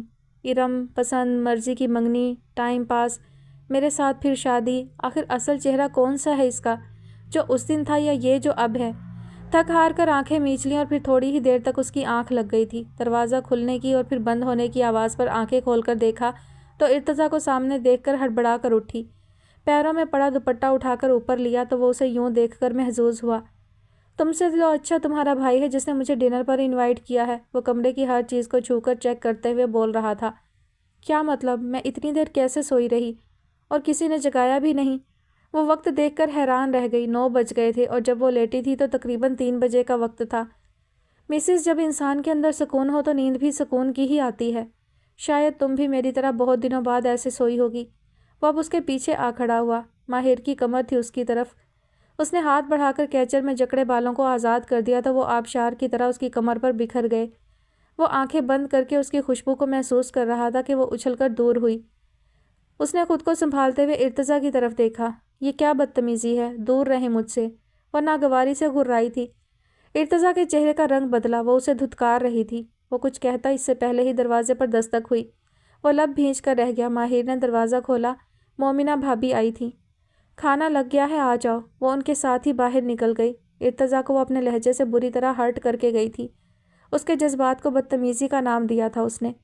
وہ تو اس کی ایک نظر التفات میں جان سے گزر جانے کا حوصلہ رکھتا تھا، پھر بھی وہ انا کی جنگ میں اس سے دور ہو رہی تھی۔ نہ چاہتے ہوئے بھی ان کی پیروی میں باہر آ ہی گیا۔ دوبارہ ایک نظر بھی ماہر کو نہیں دیکھا تھا اس نے۔ ڈنر کے بعد چائے کا دور چلا اور پھر سب بڑے اپنے کمروں میں چلے گئے تو ینگ پارٹی نے محفل جما لی۔ وقفے وقفے سے ڈھولکی پر بھی تھاپ لگ جاتی۔ ہم ذرا ادبی لوگ ہیں، کوئی غزل ہی سنا دو ارتضیٰ، عمیر نے دوستانہ انداز میں کہا تھا۔ ارتضیٰ اور ماہر دونوں ایک ہی صوفے پر بیٹھے ہوئے تھے۔ میں کیا سناؤں؟ وہ چونکا۔ سلواتوں کے علاوہ کچھ بھی، عمیر نے آنکھ دبا کر کہا تو حال میں کہکہے سے گونج اٹھے۔ وہ خجل سا ہوا، پھر کچھ سوچتے ہوئے بولا، ٹھیک ہے سنیں پھر۔ اسے میں کیوں بتاؤں، میں نے اسے کتنا چاہا ہے، بتایا جھوٹ جاتا ہے کہ سچی بات کی خوشبو تو خود محسوس ہوتی ہے۔ میری باتیں، میری سوچیں، اسے خود جان جانے دو۔ ابھی کچھ دن مجھے میری محبت آزمانے دو۔ وہ اتنے دلکش اور دھیمے سروں میں بول رہا تھا کہ ماحول پر اس کی آواز کا سحر سا طاری ہو گیا، اور جب چپ ہوا تو کتنی ہی دیر سب کھوئے رہے۔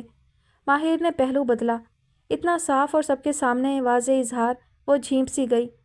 واہ واہ بھائی ارتضیٰ، تم تو کمال کے انسان ہو، ہمارا ایک ہی دل کتنی بار جیتو گے۔ دل کھول کر داد دی گئی۔ اب ماہی بھی کچھ سنائے تو بات بنے۔ مومنہ اور کزن نے کہا تھا تو وہ بھی ذہن پر زور دیتے ہوئے خود کو روک نہ سکی۔ دکھ دے کر سوال کرتے ہو، تم بھی غالب کمال کرتے ہو، دیکھ کر پوچھ لیا حال میرا، چلو کچھ تو خیال کرتے ہو، شہر دل میں اداسیاں کیسی، یہ بھی مجھ سے سوال کرتے ہو، مرنا چاہیں تو مر نہیں سکتے، تم بھی جینا محال کرتے ہو، اب کس کس کی مثال دوں تم کو، ہر ستم بے مثال کرتے ہو۔ ارتضیٰ اسے ہی دیکھ رہا تھا اور وہ سامنے، جانتا تھا کہ یہ خاص اسے ہی سنایا گیا ہے۔ وہ اسی طرح دیکھتے ہوئے بولا، سب ان دونوں کو ہی دیکھ رہے تھے اور وہ دونوں باقی سب کو فراموش کیے ایک دوسرے میں مگن تھے۔ عجب تقاضے ہیں چاہتوں کے، بڑی کٹھن یہ مسافتیں ہیں، میں جس کی راہوں میں بچھ گیا ہوں، اسی کو مجھ سے شکایتیں ہیں، شکایتیں سب بجا ہیں لیکن میں کیسے اس کو یقین دلاؤں جو مجھ کو جاں سے عزیز تر ہے، اسے بھلاؤں تو مر نہ جاؤں، میں خاموشی کی انتہا میں کہاں کہاں سے گزر گیا ہوں، اسے خبر بھی نہیں ہے شاید میں دھیرے دھیرے بکھر گیا ہوں۔ ان دونوں کی آنکھیں آپس میں ٹکرائی تھیں اور جھکنا بھول گئیں۔ مومنہ نے تالی بجائی، بھائی آپ دونوں کا کپل تو ہر لحاظ سے بہت پیارا ہے۔ ماہر اٹھ کر بغیر کچھ کہے کمرے میں چلی گئی تو باقی بھی اپنی نشستوں سے اٹھ گئے۔ عمیر ارتضیٰ کو کمرے تک چھوڑ کر گیا تھا تو وہ چپ چاپ اندر آ گیا۔ آج وہ یہاں رکنا تو نہیں چاہتا تھا لیکن عجیب دل تھا کہ جانے بھی نہیں دے رہا تھا۔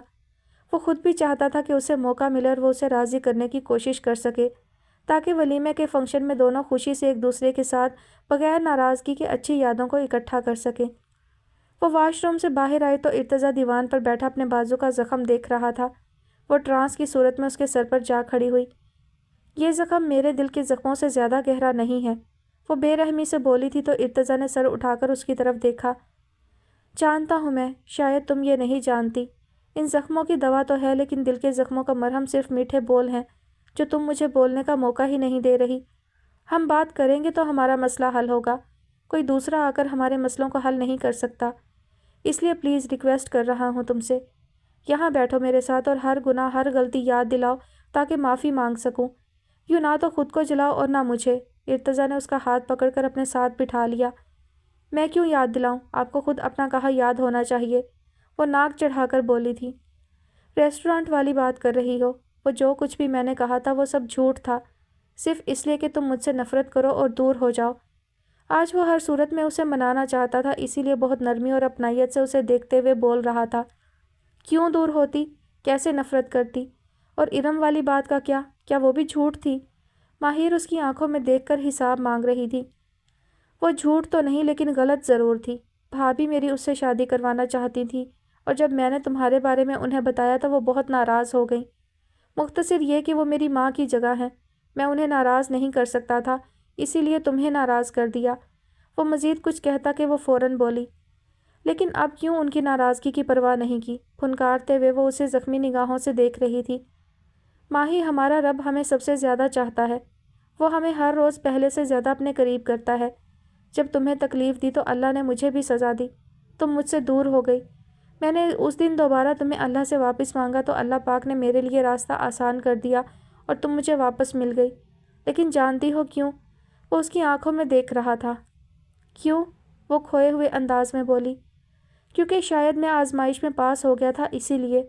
ماں باپ کا ناراض ہو جانا بھی آزمائش ہے، اگر اس دن میں بھابھی سے ضد کرتا، بدتمیزی کر جاتا اور ان کے دل کو ٹھیس پہنچاتا تو تم مجھے کبھی نہ ملتی، اور اگر مل بھی جاتی تو شاید ہم دونوں سکون سے زندگی نہ گزارتے، اور اللہ یہ نہیں چاہتا کہ اس کے بندے بے سکون ہوں۔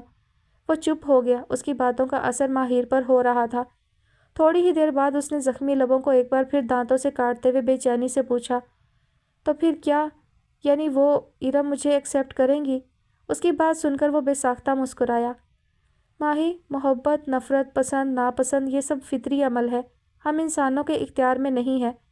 جیسے میں تمہیں جانتا تک نہیں تھا لیکن پہلی دفعہ پھر ہر دفعہ تم مجھے اپنی سی لگی، جیسے بہت پہلے ہم کہیں مل چکے ہوں اور پھر بچھڑ گئے اور قسمت نے دوبارہ ہماری پہچان کروا دی ہو۔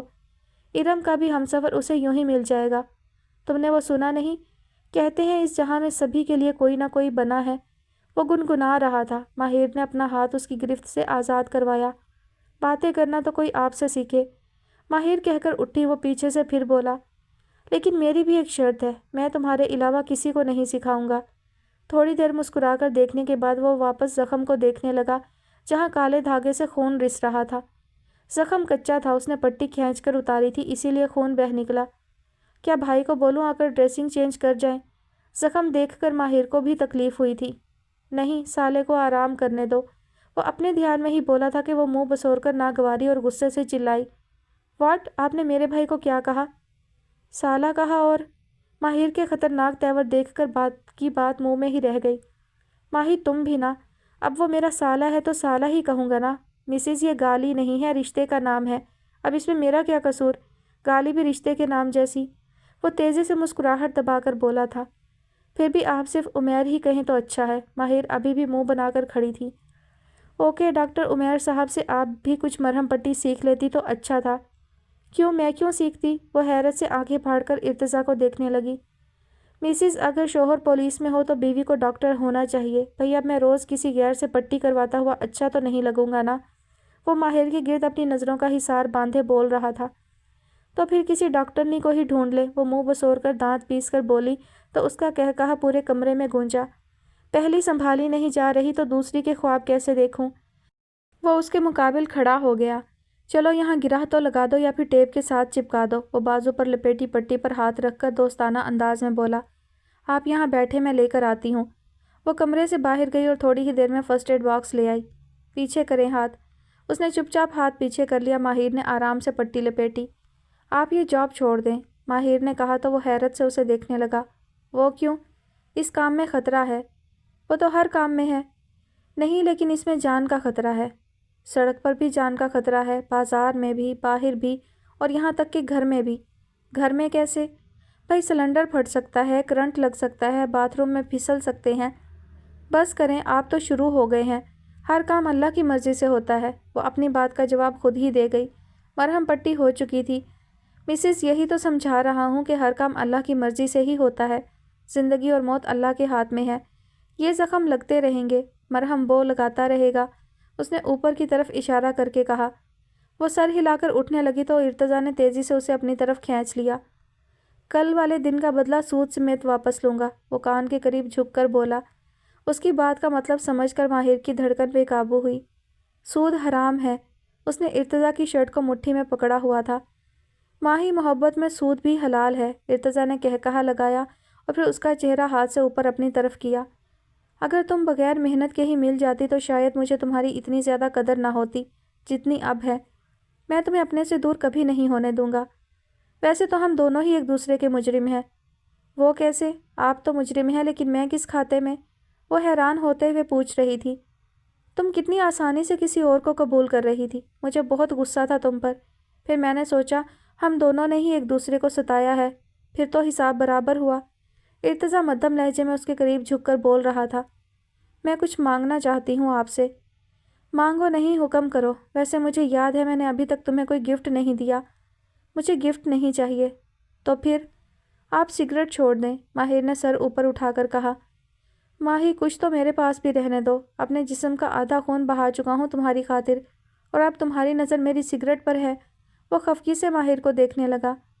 ایک کمان میں دو تیر نہیں رہ سکتے، سگریٹ یا میں، فیصلہ آپ کا۔ دیکھو تو سگریٹ سے جیلس ہو رہی ہو۔ ارتضیٰ حیران ہوتے ہوئے مسکرایا۔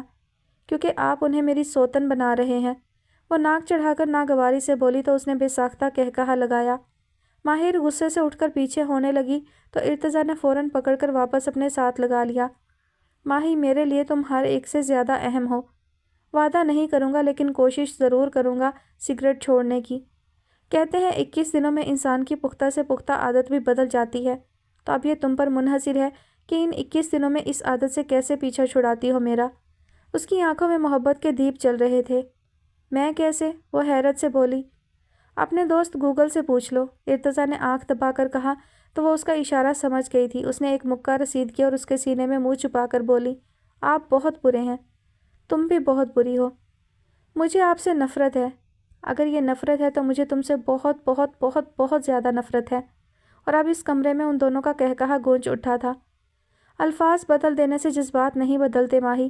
وہ اس کے سر پر جھکا اور اسے بازوں کے حصار میں لے لیا۔ وہ بھی خوش تھی، سارے دکھوں کا مداوع ہو گیا تھا، تکلیف، غم، ناراضگی سب مٹ گئے، محبت باقی رہ گئی، دل جیت گیا تھا، محبت وہاں بہت خوش تھی۔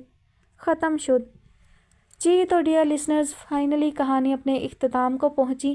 کہانی کے بارے میں بات کریں تو ایک تو شارٹ ناولز جو ہوتے ہیں وہ ایوریج ہوتے ہیں، بہت کم شارٹ ناولز ہوتے ہیں جو بہت زیادہ اچھے ہوں، بہت زیادہ خوبصورت ہوں اور بہت ہی دل کو چھو جائیں۔ لیکن بات یہ ہے کہ کہانی کا پلاٹ تو اچھا تھا، کہانی کا آغاز بہت اچھا تھا، 2 ایپیسوڈ بلکہ 2 تو نہیں 1.5 ایپیسوڈ اچھے گئے تھے، لیکن اس کے بعد جو کہانی میں ٹوسٹ آیا وہ بہت ہی بوگس قسم کا تھا، اور جو ایکشن پارٹ تھا وہ بھی بالکل ہی جو ہے وہ لاجیکل نہیں تھا، ایسے ہی فضول سا تھا، میچورٹی سے نہیں لکھا گیا تھا، بالکل ہی بے وقوفانہ سا تھا وہاں سے سین جو بھی ایکشن وغیرہ ہوا۔ اور اس کے بعد شادی کا ہونا، مطلب کسی نے ماہر کو بتانے تک کی کوشش نہیں کی کہ اس کا نکاح جو ہے وہ جس سے ہونے جا رہا تھا اس سے نہیں ہو رہا بلکہ کسی اور سے کیا جا رہا ہے۔ مطلب ایسے ایک دم سے چلو ہو جاتی ہے سچویشن، مان لیا، لیکن ایسے کون کرتا ہے یار کہ مطلب دلہا بدل گیا، نام بدل گیا، اور کوئی جو ہے وہ لڑکی کو بتانے کی زحمت نہ کرے اور اس کے سر پر جو ہے وہ عین نکاح کا جو ہے وہ بم پھٹ جائے۔ ایسی سچویشن میں کچھ بھی ہو سکتا ہے، لڑکی ریئیکٹ بھی کر سکتی ہے، تو وہ ایسا کچھ نہیں کیا گیا۔ اور دوسری بات جو کہانی کی اچھی لگی وہ یہ تھی کہ ارتضیٰ نے اس کو یہ سمجھایا کہ ہمیں بات چیت کرنی چاہیے، بات چیت سے جو ہے وہ مسئلہ حل کرنا چاہیے، اس کو سورٹ آؤٹ اس نے کیا، اس کو بٹھا کر اس سے بات کی، ایکسپلین کیا، وہ چیز اچھی تھی۔ ایسے روٹھے رہنے سے، ناراض رہنے سے مسئلے حل نہیں ہوتے، بات چیت کرنی چاہیے، جو کہ اکثر لوگ نہیں کرتے ہیں۔ اس کے علاوہ جو مجھے اعتراض رہا وہ یہ کہ ماہر نے عقل سے کام بالکل نہیں لیا، مطلب اسے سوچنا چاہیے تھا نا کہ ارتضیٰ نے خود اسے اپروچ کیا تھا، اس نے اس کی جانب قدم بڑھائے تھے، اور پھر اس نے گھر والوں سے بات بھی کی نکاح کے لیے، شادی کے لیے، گھر والوں نے اعتراض کیا، گھر والوں نے اس کی انسلٹ کی، تو اس کو پھر یہ سوچنا چاہیے تھا نا کہ اگر وہ اس کے ساتھ ٹائم پاس کر رہا ہوتا تو یہ سب کیوں کرتا، وہ اپنے گھر میں وبال کیوں مچاتا، رشتے کی بات کیوں کرتا، ماہم اس سے کیوں ناراض ہوتی، تو اس نے یہ بات کیوں نہیں سوچی، بس مان لیا، اس نے کہہ دیا کہ وہ مجھ سے ٹائم پاس کر رہا تھا، تو یہ بہت ہی غلط بات تھی، اتنا تو عقل سے کام لینا چاہیے تھا۔ اس کے علاوہ اس کی شادی کی جو بھی تقریبات تھی ان کا کوئی سیکوینس ہی نہیں بن رہا تھا، کہاں تو وہ اس کو ماہم کی منتیں کر رہی تھی کہ وہ آدھے گھنٹے کے لیے ہی آ جائے، تو ایسا لگا تھا جیسے وہ اپنی شادی کے دن ہی اسے بلا رہی ہو، پھر اس کے بعد وہ ماہم ہو کے چلی گئی، پھر اگلے دن بھی فنکشن کی تیاریاں، فنکشن کی باتیں ہو رہی تھی، نہیں پتہ چل رہا تھا کہ شام کا کیا فنکشن ہے جس کی تیاریاں چل رہی ہیں، اور وہ اپنی والدہ سے کہہ رہی تھی کہ میں تو آ جاؤں گی تھوڑی سی واک کر کے، تھوڑا سا ٹہل کے، مطلب گھر میں اس کو کہیں جگہ ہی نہیں تھی، کوئی سپیس ہی نہیں مل رہی تھی۔ ایسا کیا گھر تھا جہاں اس کو واک کرنے کے لیے، ٹہلنے کے لیے، یا کھلی ہوا میں سانس لینے کے لیے موقع اور وقت نہ مل رہا ہو، پھر بھی وہ باہر چلی گئی، اور تب بھی بات ہو رہی تھی کہ شام کو فنکشن ہے، شام کو فنکشن ہے، اور شام کو نہ فنکشن نہ کہیں مہمانوں کا کوئی ذکر تھا، پہلے ان کا گھر بھرا ہوا تھا مہمانوں سے کہ اس کو جگہ ہی نہیں تھی، کہیں اس کو سپیس ہی نہیں مل رہی تھی، اور اب جب وہ واپس آئی ہے تو کہیں مہمانوں کا کوئی ذکر ہی نہیں تھا، نہ اس کے اغوا کے وقت کسی طرح کا کوئی ذکر تھا، صرف گھر والوں کا ہی ذکر ہو رہا تھا، اور کوئی بھی فنکشن کی، گیدرنگ کی کوئی بھی سچویشن سمجھ نہیں آ رہی تھی۔ مطلب ابھی اتنے کتنے دن تھے اس کی شادی میں جو وہ انتظار ہی ہو رہا تھا اور فنکشن ہی کیے جا رہے تھے، کون سا فنکشن تھا جس میں ماہم آئی تھی، پھر اس کے بعد مزید کون سا فنکشن تھا، اور پھر اس سے اگلے دن بارات کا فنکشن تھا، تو مجھے تو ایسا لگ رہا تھا جس دن وہ غائب ہوئی ہے، اغوا ہوئی ہے، تو اسی دن شام کو ہی فنکشن تھا، شاید اس کا نکاح تھا اور پھر اس کی رخصتی تھی جو کہ اس کے اغوا کی وجہ سے کینسل ہو جاتی، لیکن انہوں نے اس کو مزید ہینگ کر دیا۔ خیر جو بھی ہوا، کمزور تھی کہانی نے، جو تیسرا حصہ کہانی کا، وہ بلکہ آدھا حصہ کہہ لیں کہ آدھا حصہ کہانی کا شروع کا اچھا تھا، اور جو بقیہ آدھا تھا وہ بہت ہی ویک پوائنٹس تھے اس کے اندر۔ خیر ہیپی اینڈنگ ہو گئی، چلو شارٹ کہانیاں ایسی ہی ہوتی ہیں۔ اور آپ سب کو کہانی کیسی لگی کمنٹ سیکشن میں ضرور بتائیے گا۔ آپ سب کی فرمائشیں ہیں، اور اکثر جو ہیں وہ طویل ناول کی فرمائشیں ہیں، اور میں ابھی جو ہے طویل ناول شیئر نہیں کرنا چاہتی، تھوڑا سا بریک چاہتی ہوں، اپنی انرجی بوسٹ کرنا چاہتی ہوں کہ میرے اندر اتنا حوصلہ ہو جائے کہ میں پھر سے طویل ناول شروع کر سکوں، اور آپ سب میں بھی حوصلہ ہو جائے کہ آپ انتظار کر سکیں کہ کب ناول کی نیکسٹ ایپیسوڈ آئے گی، کب ناول ختم ہوگا۔ تو انشاءاللہ جلد شروع کریں گے کوئی طویل ناول بھی، لیکن ابھی جو ہے وہ شارٹ سٹوریز کا سلسلہ ہی جاری رہے گا، اور ایسے میں ہو سکتا ہے کہ کچھ ایسی سٹوریز بھی اپلوڈ ہوں جو پہلے سے آلریڈی موجود ہیں یوٹیوب پر، تو شارٹ سٹوریز میں اتنا تو بیلنس کر سکتے ہیں، البتہ طویل ناول میں ہم ایسا کمپرومائز فی الحال نہیں کر رہے۔ اپنی دعا میں یاد رکھیے گا، اپنا ڈھیر سارا خیال رکھیے گا، انشاءاللہ جلد نئے ناول کے ساتھ حاضر ہوں گی۔ اللہ حافظ۔